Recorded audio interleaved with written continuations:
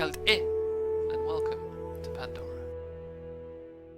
Yesterday, during Good Morning America, we were given another look at Avatar: The Way of Water with the release of the second trailer. I know that myself and a lot of the community were highly anticipating the trailer's release, and getting to see a lot more of the film's world and characters. After having some time to think over everything that was shown, I think it was another fantastic look into the universe we love. While it didn't show off as much as I thought it might, I'm actually really glad they didn't show too much, as in my opinion the trailer found the right balance between showing us more of the world and characters and not showing us the key plot moments, so there will still be a lot of mystery going into the film when it's released. Visually, the trailer was breathtaking, with every shot looking stunning. You can tell that the film's long development has truly paid off when it comes to showing us a whole new beauty of Pandora. The music as well fits perfectly with bringing audiences back into this familiar yet still alien world, with a beautiful rendition of the first film's soundtrack playing throughout. I really hope this can be the trailer that really gets wider audiences to have a look at The Way of Water and hopefully help to generate a lot more excitement around its release.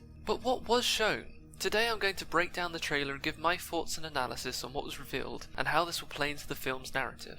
The trailer opens with several shots of Jake and Neytiri's family exploring the oceanic environments of Pandora. Not only do we get to see a lot more underwater shots in this trailer which look amazing, but we also get to see a wide range of new oceanic life. I'm sure most of the creatures we will see in these initial shots will be given names and descriptions in the visual dictionary when it's released in December, but it's wonderful to see how varied the seas of the moon are. I hope we get to see far more in the film itself. I also presume these shots will take place near Marui, the Metcaina village we saw in the teaser trailer, especially as this rock formation seems to be what one of the most recent LEGO sets are based on. We then move on to seeing Neytiri in a shot that is supposed to mirror one from the original film's trailer, but with a slight twist. That being the fact that she's now pregnant, most likely with her youngest child, Tutiri, who by the time of the film is the youngest of Jake and Neytiri's children. As so, this could be a flashback at the start of the film, showing the intervening years between the events of the first film. This shot was also slightly teased by the preview pages for the art book of the film, which gave us our first look at Neytiri. From everything this trailer shows off of her,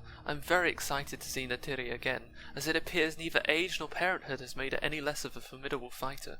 The trailer then moves focus to Kiri, the adopted daughter of Jake and Neytiri. She can be first seen exploring the jungles of the moon, which gives us our first appearance at another returning creature of the franchise, that being the Kenten, or fan lizard as they're known. It's wonderful to see familiar elements from the first film back, as it's a brilliant way to ease viewers into Pandora before showing us a whole new side to the moon that we've never seen before. I imagine most if not all of these opening shots take place near the start of the film. This moves us into a conversation between Jake and Kiri, in which she explains to Jake that she can feel her heartbeat, she can feel it close to her, and that it sounds mighty.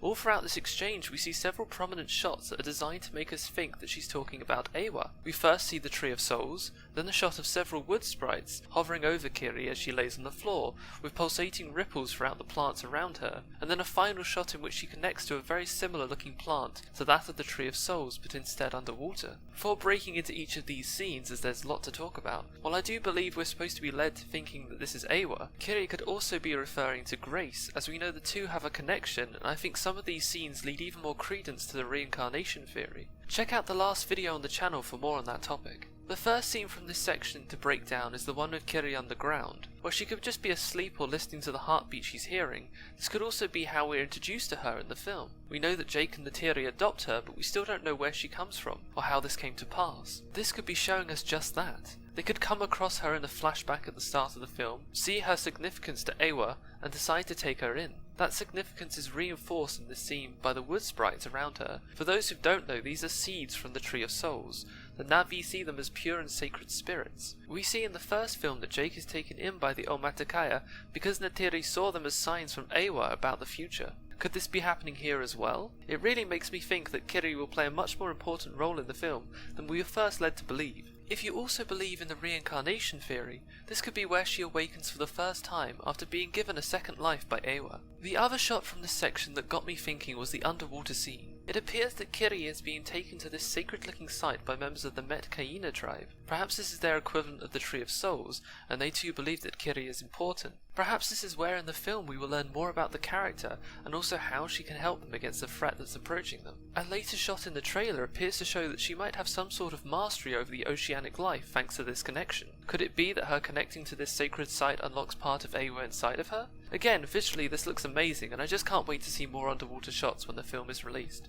While there are a couple of other shots in this section, they mainly show Jake teaching one of his children, most likely Tutiri, and a shot of him and Natiri flying on Ikran at night. While they may not hold any further meaning, they are still beautiful to see. The trailer then moves focus again to the Met Kaina. We see their leader Tonowari riding a skimwing, as well as another shot of several Tolkans breaking from the water in a very majestic way. The shot looks stunning and really goes off to show the scale of life on Pandora.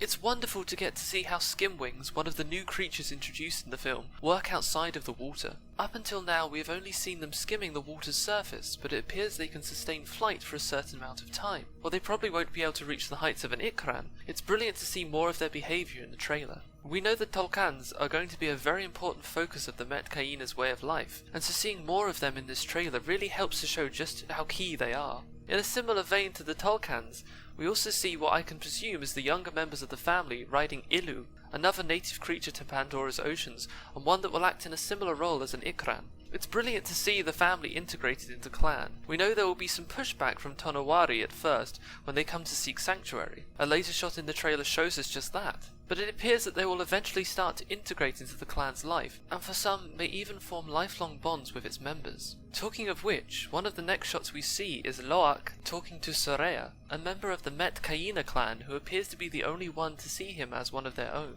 In another shot we see that because of his human characteristics, 5 fingers and eyebrows, Loak is treated as an outcast.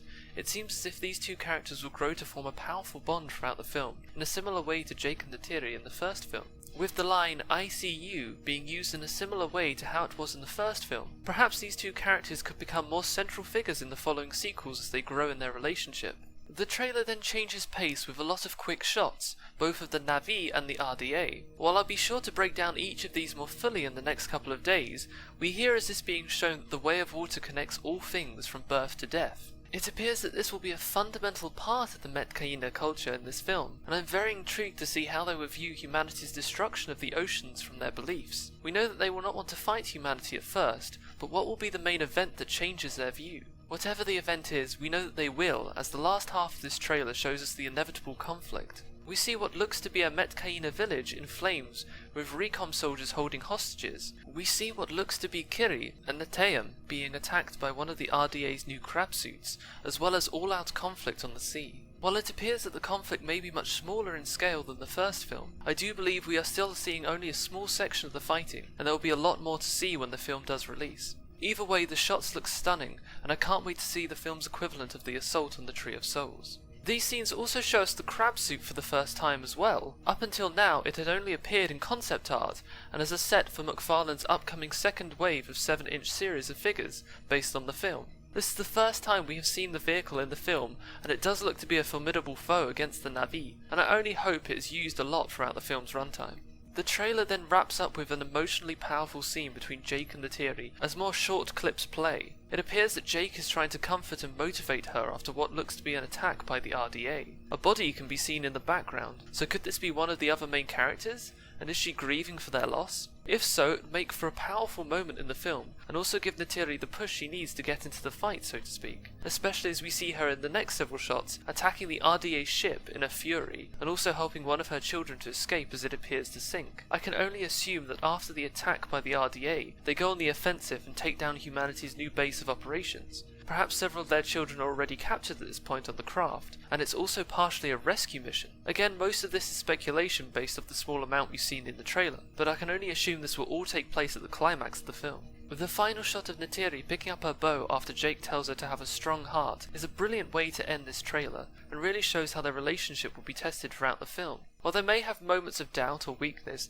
they will both do whatever they can to protect their family and their new way of life. This, combined with an earlier shot of the two, really leads me to believing that they will have a disagreement over how to handle the threat in the film, but ultimately come through to support each other in the conflict. While the Way of Water may be expanding the cast, the core story of Jake and Natiri is still there, and looks to be just as strong as a theme in this film as it was in the first. Now up to this point I haven't talked much about the scenes of humanity and from the trailer, and that's really because there isn't many. The main shots we get show off more of their destructive nature, with what looks to be the forest of the Omatakara ablaze. Perhaps this will be the first sign to Jake and the Tiri that they need to leave to find sanctuary elsewhere, or risk more destruction for their own clan. We see humanity on their new base of operations, a huge ship called Sea Dragon, which looks to carry all of their equipment and other vehicles. It appears in several shots throughout the trailer, and is probably the fortress I referred to earlier being at the heart of the film's climax. Perhaps the most interesting shot for the RDA in this trailer is a very short one seen a minute and 25 seconds into the trailer, this showing a skull being crushed. While it may appear strange for anyone who doesn't know the context of this scene, it has a lot more depth to it. This, from what it appears in a previously released image, is the skull of Miles Cordich's old body, still left in the jungles of Pandora after nearly a decade undisturbed. What's more is the hand crushing it is a reconstituted Miles, having his consciousness uploaded into an avatar and now leading a squad of other ex-military soldiers. While I'm not going to speculate too much on this, the crushing of his old skull could be an indication that he's moving on from his old existence, determined to use his newfound body to take his revenge on Jake and the Tiri in his new form. I can imagine that we might see him struggling with this existence throughout the film, and going to the site of his death may help him in this. I don't have any doubts he will survive this film, as we know he will be in the following sequels, but what will the mental scars on him be from seeing 2 defeats at the hands of Jake and the Na'vi? I hope this is an area the film can explore, but keep an eye on the channel soon for a video going into this topic further. Overall, this was an amazing first full-length trailer for The Way of Water. It showed far more of the new cast of characters than we've ever seen before, and gave us a much better look at the world of the film, both from a visual standpoint but also from an in-universe point of view. The film looks visually spectacular, and really goes to show how the wait has been worth it. You can tell how much love and passion has gone into making this from everyone who's worked on this over the past 13 years. It has got me even more excited for the film, even if I didn't think that was possible, and I just hope it helps to bring the franchise to the attention of wider audiences. From what I've seen already, it seems to have generated a new wave of interest in the franchise, and that's wonderful to see. As I've said before, the more the community grows, the better it will be for everyone. I shall be going through this trailer a lot more over the next couple of weeks, and really diving into certain shots and what they could mean, so keep an eye on the channel for that. Thank you for taking the time to watch this longer than normal breakdown. Once again, I really can't thank you all enough for your continued support of the channel. There's plenty more content to come in the run-up to the film's release. But what did you think of the trailer? What stood out to you? And what are you looking forward to most when it releases in December? I can't wait to hear all your thoughts down in the comments below. But until then, hej alvaj, gievami.